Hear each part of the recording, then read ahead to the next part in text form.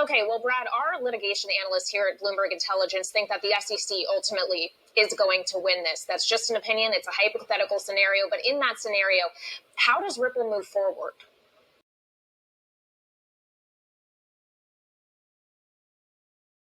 Hey everybody, it's Eddie from Tokyo. This is your cryptocurrency update from Japan. And that face from Brad Garlinghouse, it is so classic with the raising of the eyebrow. Like, really? Okay. It's just too telling what he's thinking. So I did a little bit of research and it wasn't difficult to find these legal analysts. I identified 5 of them, including their CEO and the analysis team lead. They are an affiliate group of the Bloomberg entity, and they work as their source. Attorney John Deaton replied that, according to the anchor interviewing Brad Garlinghouse, a legal analyst stated his or her opinion is the SEC will prevail in the case against Ripple and XRP. So John is saying that he is willing to sponsor a civil and respectful debate over the legal status of XRP and the merits of the case. And I went on to say, yes, I'm sure that the CEO, his name is Josh Eastright, could arrange this. I opened up my DMs and I have to tell you, I haven't heard a peep from any of them yet. I really hope we do. There were 95 replies to that tweet, which identifies them. So they do know that we've got them under the microscope. If you listened to the clip of the Ripple CEO Brad Garlinghouse speaking to Bloomberg, you heard him say that they are already operating as if they have lost the case because 95% of their business and customers are outside of the United States since the liquidity has pretty much dried up in the US.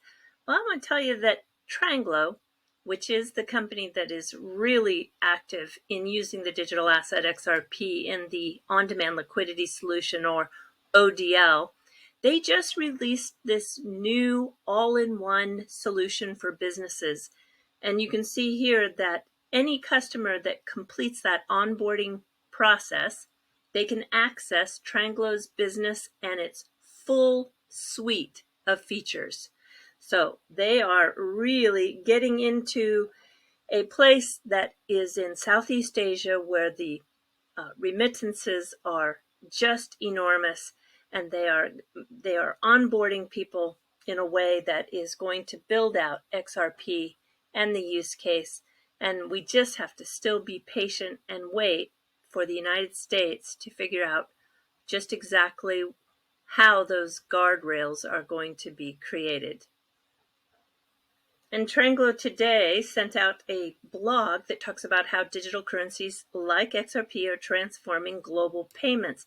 They have a graph in this particular blog that's quite interesting. You can see that 99% of the surveyed respondents would consider using a digital asset to instantly process cross-border payments. So there doesn't seem to be the pushback like there was years ago. And 40% of the respondents rank speed as a top 3 strength of blockchain technology and cross-border payments. So the fact that Tranglo can deliver both of these, this is why it is going to be very, very successful. The SEC Commission's Inspector General Carl Hoeker, who went without pay for 7 days in 2020 for wrongdoings, after 2 whistleblowers said that he was performing substandard investigations, is retiring early.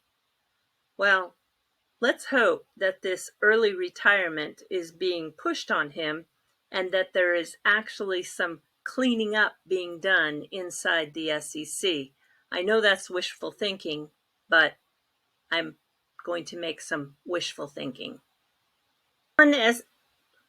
I'm on SBI, really watching them carefully because I'm waiting for any sort of indication that the FX market, where there was going to be the creation of a swaps market using XRP, if it's actually being done. And just in the last day or two, it's actually been about 48 hours ago, we have an announcement coming out of SBI where it is their SBI Liquidity, their SBI FX Trade, that's the middle one there, and the SBI VC Trade, which is part of their cryptocurrency exchange.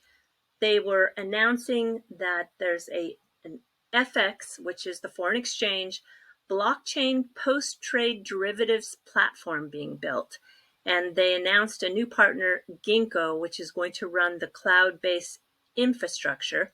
And then they're going to work also with a joint development with Corda. And Corda's R3 enterprise version will be used. So I'm looking for details. And I had said in the tweet that I thought we would see something in the quarterly presentation. And sure enough, today we learned that May 27th is going to be the quarterly presentation date. And so it's going to be a big date, not only for a chance to get details on this, but I think we're going to get a lot of updates with what's going on in the world of on-demand liquidity with SBI. Now check this out. Coming from Uphold and XDC, there is going to be a conversation. This is interesting because they also say there's going to be some surprises. Well, I think everybody assumes that it is going to be listed, but I've never seen Uphold take this kind of an approach when they are going to add another digital asset to their exchange. So I am guessing there is something more to this conversation than just letting us know that XDC is going to be listed on Uphold. If it is listed, it's going to add a big boost to the liquidity, and that usually is a very good thing for price. This one really has me very curious. It's going to happen on the 29th. If you go to the Uphold Twitter feed, then you can register and get that notification. I don't want to miss it. I think this is big. And then sticking with the XinFin platform, you know that there is also WTK, which is the Wadzpay, and they just announced that they were going to use Algorand for their payments rails. They've also got a conversation going with Uphold tomorrow morning. So that one's not going to be public. That is a private conversation. But wow, I'm just, these are two thumbs up from me because as a lot of you know, I am really deep into the space of digital assets that are used with payments. And XDC and WTK, along with many others, are part of my portfolio. So I'm really happy with this news. By using the link that's in the description below of this video, it will take you to the Linqto page, and they have this incredible database by CBINSIGHTS that is about the 1,089 unicorns globally. That would be companies that meet a minimum of $1 billion in valuation. And check this out. Look, a cumulative valuation of all those companies is 3.6 trillion. Now, these are companies that are going to tell you what sectors are hot and where you should be putting your attention to, because these are the companies that are part of the infrastructure. They don't care if the price is going up or if the price is going down. Their products and services are used, and that will help you make decisions as to what you should invest in. This is just such an amazing tool. You can sort by name, by financial sector, by country. And when you do, you're going to get into this, what's called a Mosaic score. Let me show you. Here we are on the Ripple page, and you can see that they have a Mosaic score of 730. It is the momentum, the market, the money, and the management that is making up that score. And it is something that was developed by the CBINSIGHTS in cooperation with the National Science Foundation. And it's a quantitative framework used to measure and predict the health and future success potential of private tech companies using non-traditional signals. So the Mosaic score is comprised of those 4 individual models, and it is really very, very telling, if not only for your market research, but to set a strategy in how you want to actually invest in this space. I think it's a tool that, since it is free, it is one that you should really leverage. So that link will take you to this page here, and all you need to do is just click on the sign up and enter your name, your email, and a password of your choosing, and you're in. So it is so easy. So here's a story that quite honestly made me feel a little sad. This is Warren Buffett, who just turned 91, and he announced that this will be the very last lunch that he auctions off. He does the auction for charity. The last one he did was back in 2019, when Justin Sun of Tron paid $4.57 million for his lunch.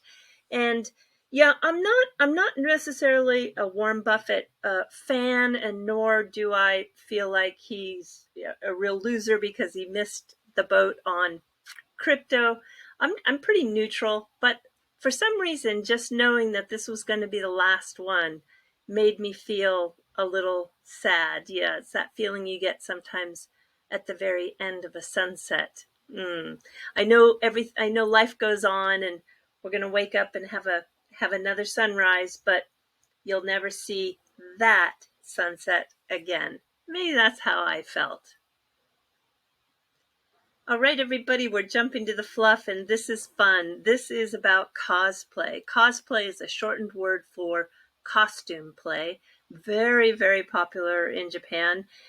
Some of the cosplayers take it so serious, they recreate their favorite character, and that character could be something from an animation film. It could be something from a manga story, which is like a Japanese comic. It even could be from a full feature film. And it has competitions, they have gatherings, they have professional photographers that specialize in just cosplayers. So it's an industry in itself, in many facets. So this cosplayer took it to an incredible level. It's the recreation of Ashitaka, and it's from the Princess Mononoke, and it's very impressive, just with some scraps of fabric, paper mache, and really things that are just laying around. What this person was able to create is incredible. So here we have an example being shown, in her apartment, and yeah, a little bit of the detail, but then with the help of her friend, who is a photographer, it just becomes unreal, right? Look at that. Look at that. And then here is another character with the big 2 white wolves. Yes, okay. And this one was really cute. Now, look what they can create with the help of that photographer friend. Here's something in a natural setting. And you look at it at first and you think, oh my gosh, the wolves look real. She looks great. And look at this. Fantastic, right? I just love it. It's so creative. All right, everybody, do take care. Sayonara for now. Bye-bye.